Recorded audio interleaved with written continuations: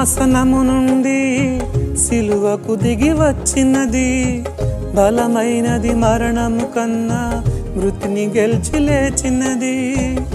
సింహాసనము నుండి సిలువకు దిగి వచ్చినది, బలమైనది మరణము కన్నా మృతిని గెలిచి లేచినది.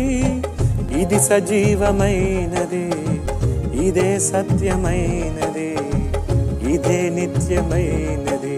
క్రీస్తు యేసు ప్రేమ ఇది, కలువరి ప్రేమ ఇది.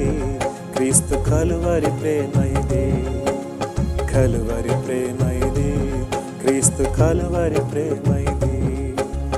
ఆరని ప్రేమ ఇది, ఆత్మజాలని జ్వాల ఇది. ఇర్మియా గ్రంథం 31:3 చక్కని మాట చూస్తాం. చాలా కాలము క్రిందట యెహోవా నాకు ప్రత్యక్షమై ఇట్లనెను, శాశ్వతమైన ప్రేమతో నేను నిన్ను ప్రేమించుచున్నాను. దేవుని ప్రేమ శాశ్వతమైనది, మనిషి ప్రేమ తాత్కాలికమైంది. పరిస్థితులను బట్టి దేవుని ప్రేమ మారదు. దేవుని ప్రేమ జ్ఞానానికి మించింది. తప్పిపోయిన కుమారుడు తన కలిగిందంతా కోల్పోయాడు. రిక్తునిగా నిరాధారణతో ఉంటూ చివరికి పందుల పొట్టు తినటానికి కూడా వెనకాడని స్థితిలో ఉన్న ఆ తప్పిపోయిన కుమారుడు తండ్రి నన్ను అంగీకరిస్తాడా లేదా అని ఆందోళనతోనే ఉన్నాడు. ఆ తండ్రి దూరం చూస్తున్న ఆ వ్యక్తిని చూసి పరిగెత్తుకుంటూ వెళ్ళి కౌగిలించుకొని ముద్దు పెట్టుకొని తన ఇంటికి చేర్చుకున్నాడు. ఆ తండ్రి ఎంత ప్రేమించాడండి.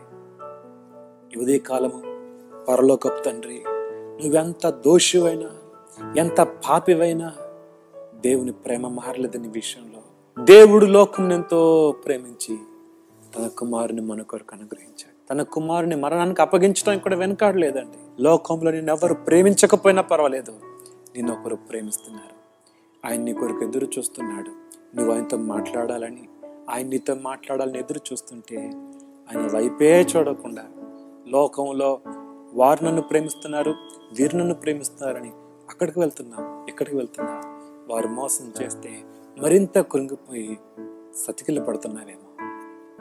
ఉదయ కాలము ఆ దేవుని ప్రేమ చూడు. మహోన్నతుడా, శాశ్వతమైన ప్రేమతో మమ్మల్ని ప్రేమిస్తున్నావు.